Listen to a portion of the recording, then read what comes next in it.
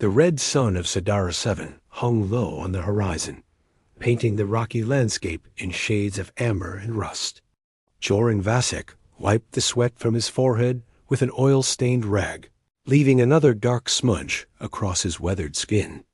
At 38, his hands bore the scars of 2 decades, working with machinery burns, cuts, and calluses that told the story of a life spent fixing what others had broken.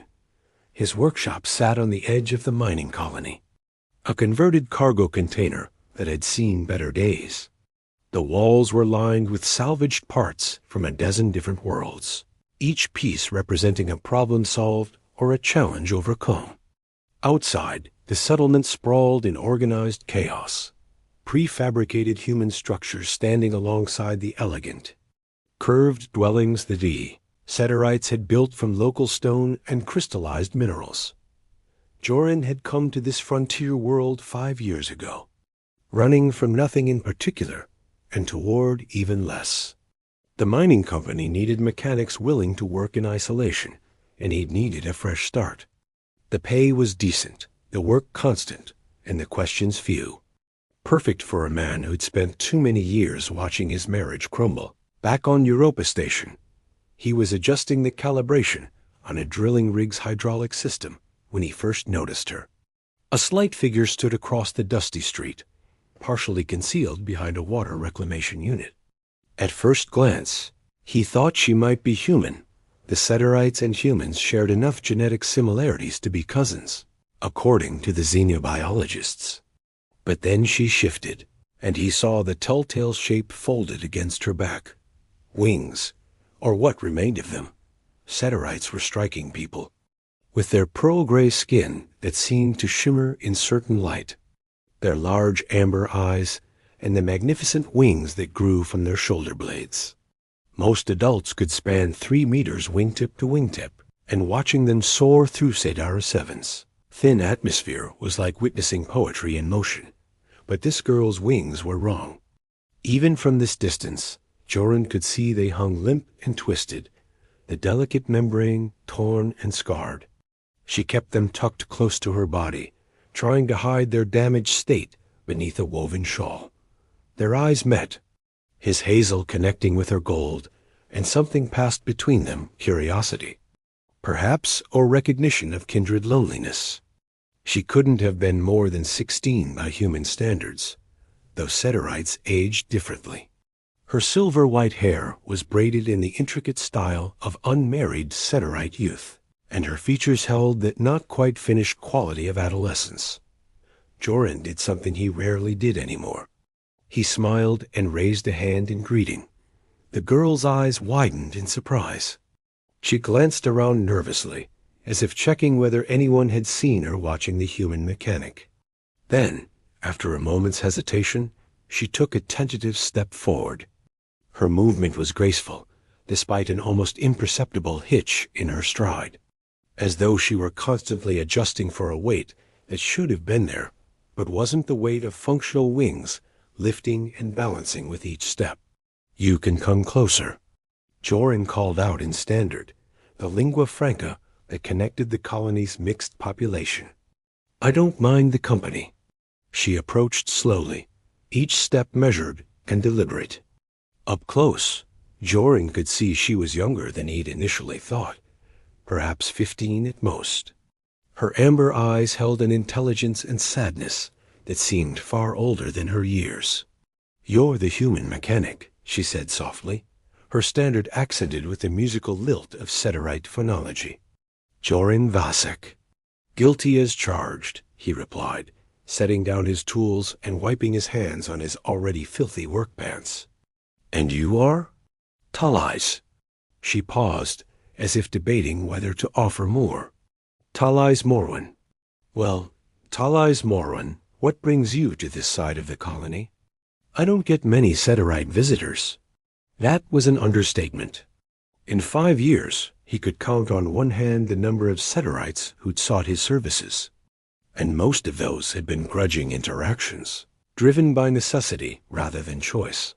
She glanced back toward the Setterite quarter, a cluster of graceful structures that seemed to grow organically from the red stone.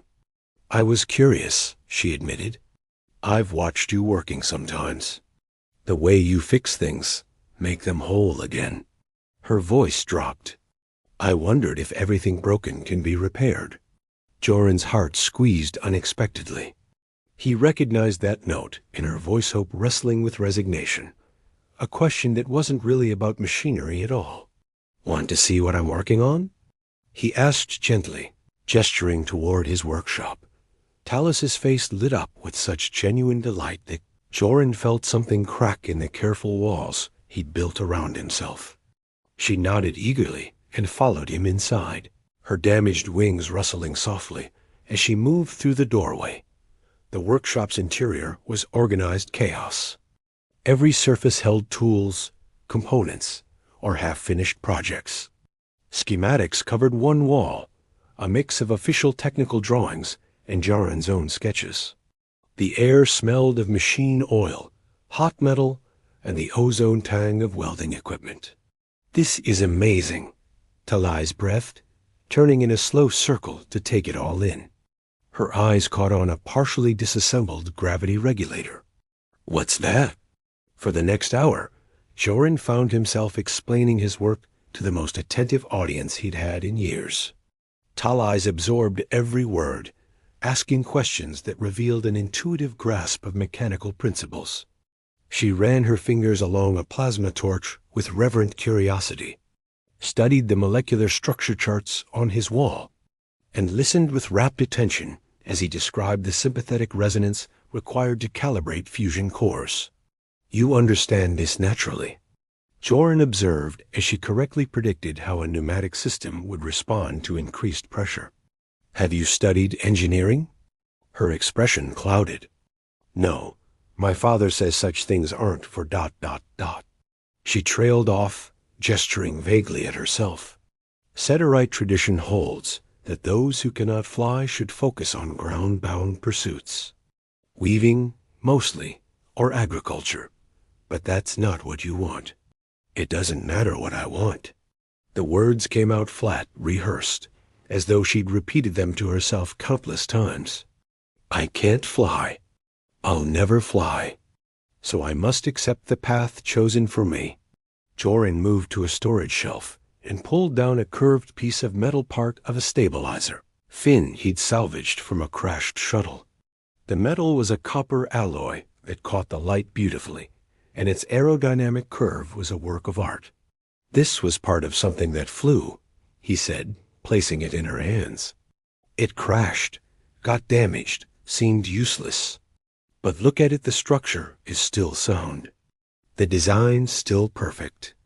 All it needs is someone who sees its potential and knows how to rebuild. Talais held the piece reverently, running her fingers along its smooth edge. When she looked up at Joran, her eyes glistened with unshed tears. My wings were crushed in a mining accident 3 years ago, she said quietly. A support beam fell.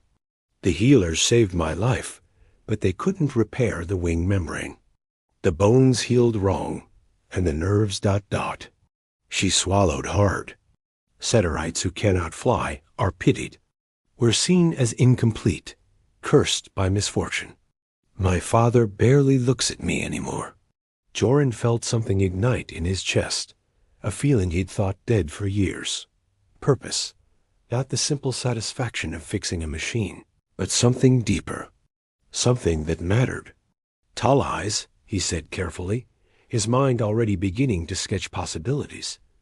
What if I told you that broken doesn't have to mean finished? What if everything could be repaired, given the right tools and knowledge? She met his gaze, and in that moment, something shifted between them. Not quite trust, not yet, but the first fragile thread of it.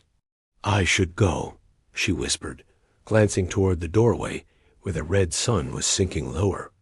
My father will be angry if he finds out I came here. Will you come back? Joran asked before he could stop himself. Talais paused at the threshold, silhouetted against the dying light. When she turned back, a small smile played at the corners of her mouth, the first real smile he'd seen from her. Yes, she said simply. I will. After she left, Joran stood in his workshop, the copper stabilizer fin still resting where Talais had set it down.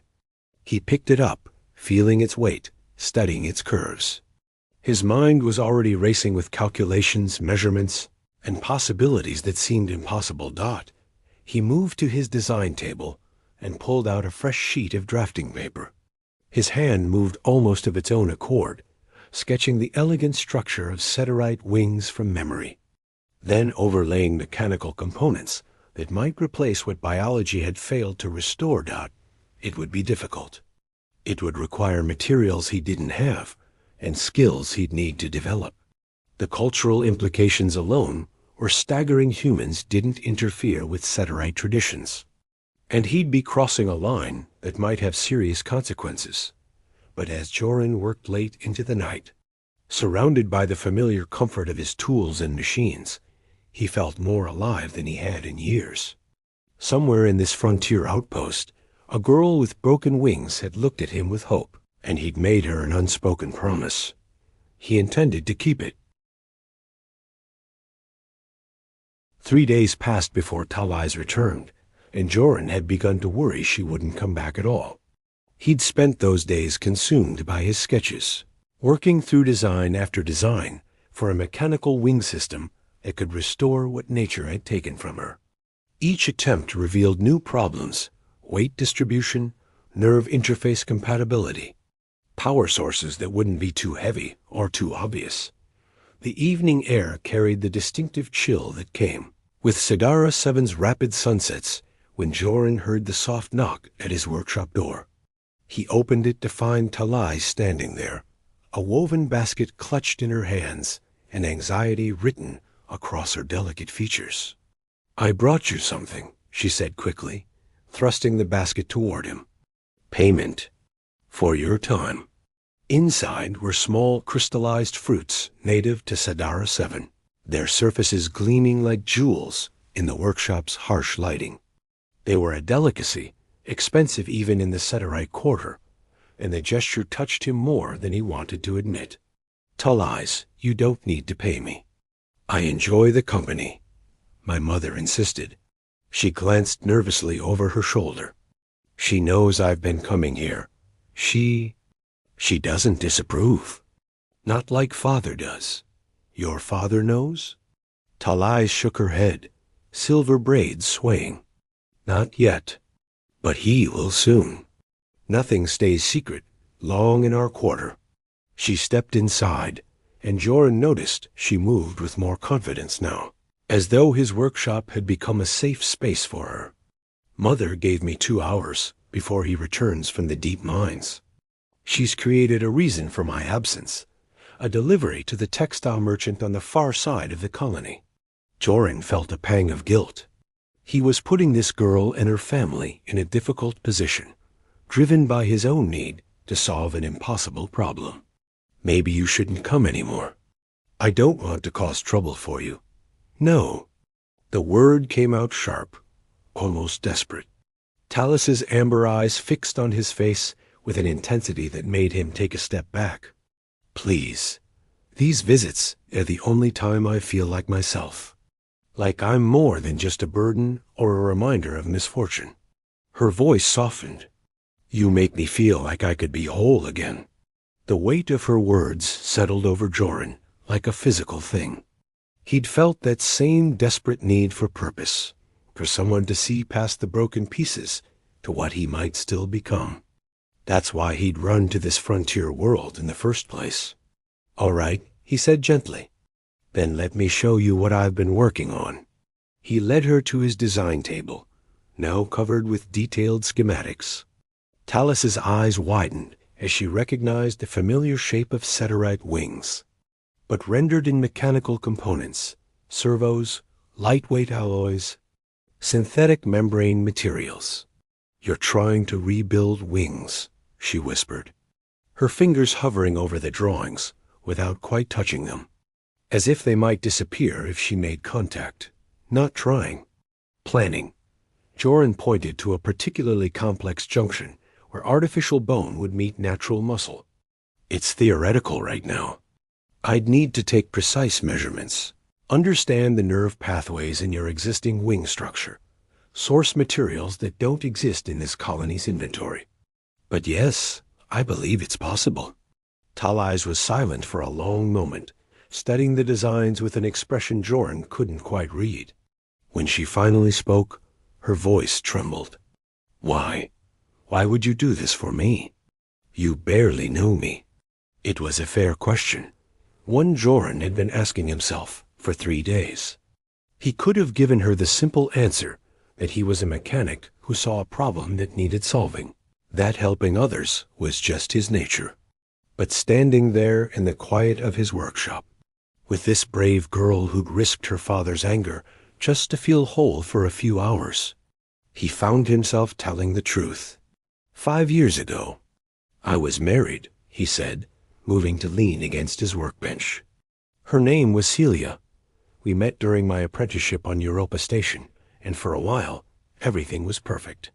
He picked up a small tool, turning it over in his hands. But I was always working, always focused on the next project, the next problem to solve. I thought providing for her, building a good life, was the same as being present. By the time I realized it wasn't, she'd already left. Talais listened quietly, her expression thoughtful. I came here to escape that failure, Joran continued. Told myself I'd never let anyone depend on me again, never promise more than I could deliver. And then you showed up, looking at my workshop like it held some kind of magic, and I saw someone who needed help more than she needed someone to walk away. He met her eyes. I'm doing this because maybe fixing what's broken in you can help fix what's broken in me. That probably sounds selfish. No, Talais said softly. It sounds honest. She moved closer to the schematics, her damaged wings rustling with the movement. In Seterite culture, we have a saying, the sky belongs to those who dare to fall. It means that flying isn't about never failing. It's about having the courage to try, despite knowing you might. She looked up at him. You're teaching me to dare again. Before Joran could respond, a sharp voice cut through the moment like a blade. Step away from my daughter, human. They both spun toward the door. A tall Seterite male stood there, his impressive wings fully extended in a display of aggression and authority. His pearl-gray skin was darker than Talis's, weathered by years in the mines, and his amber eyes burned with barely contained fury. Behind him stood a female Seterite, smaller and more delicate, with worry etched across her elegant features. Father, I can explain, Talais began. Silence. The word cracked like a whip. Brennick Morwen, it had to be him, stepped fully into the workshop, his gaze never leaving Joran. I should have known. The human mechanic, corrupting my daughter with promises and lies. Mr. Morwen. Please, Joran started, raising his hands in a placating gesture. Do not speak to me. Brennick's wings flared wider, a gesture of dominance that made him seem twice his size. I know what humans do. You see us as experiments, curiosities to be studied and manipulated. You think our traditions are primitive, our ways inferior to your machines. That's not true, Joran said firmly, refusing to be cowed. I respect your culture, but I also believe that helping someone in need transcends cultural boundaries. Helping? Brennick's laugh was bitter. You call it helping to fill her head with impossible dreams? To make her believe she can be something she's not? He turned to Talais, his expression softening only slightly. You are grounded, daughter. That is your fate. The sooner you accept this, the sooner you can find peace and purpose within your proper place. My proper place. Talis's voice was quiet, but steady. You mean weaving cloth for the rest of my life, never leaving the ground, never feeling the wind, never being anything more than a reminder of the daughter you lost when that beam fell? The woman behind Brennick Yevena, Joran assumed, gasped softly. Brennick's face darkened with a mixture of anger and pain. You know nothing of what I feel, he said, his voice tight. I know you can't look at me anymore. Tears glistened in Talus's eyes, but her voice remained steady. I know that every time you see my wings, you see your own failure to protect me. So you've decided I should hide, should fade into the background where you don't have to face what happened. That is enough, Brennick said. But there was less force behind the words now. Yavana finally spoke, her voice gentle but clear. Brennick, perhaps we should listen to what the human has to say. Talai seems happier than she's been in years. Happiness built on false hope is cruelty, Brennick replied, but he didn't move to grab Talai's, didn't immediately demand they leave. Joran saw his opening. He moved to the design table and carefully gathered the schematics, approaching Brennick slowly, as one might approach a wounded animal. Mr. Morwen, I understand your skepticism, but please look at these designs. I'm not promising miracles, but I am offering possibility. Brennick's eyes flicked to the papers, and despite his anger, Joran saw curiosity spark there. The Setterite took the schematics, his expression shifting as he studied the technical drawings. His wings slowly folded back against his body as his focus narrowed on the details. This is sophisticated, he admitted grudgingly. You've accounted for nerve integration, weight distribution, even the aerodynamic principles of Setterite flight. He looked up at Joran with new wariness. How do you know so much about our physiology? The colony medical database, Joran explained. An observation. I've watched your people fly every day for 5 years. It's beautiful, the way you catch thermals, the slight adjustment of membrane tension to control direction. I've studied it the way I study any system I want to understand. Yavana moved closer, looking at the schematics over her husband's shoulder. Her eyes widened with wonder. Brennick, look at this interface design. It would connect directly to her existing nerve clusters. She could control mechanical wings the same way she once controlled her natural ones. The materials alone would cost more than we earn in a year, Brennick said, but Joran could hear his resolve weakening. And the social implications a Setterite with mechanical wings? The elders would be outraged. The other families would see it as an abomination, a human corruption of natural order. Or they might see it as hope, Yavana countered softly. She placed a hand on her husband's arm. How many others like Talai's exist in our community? Grounded by accident or illness, told to accept their fate? What if this could give them back their sky? Brennick looked at his wife, then at his daughter, who watched him with barely contained hope.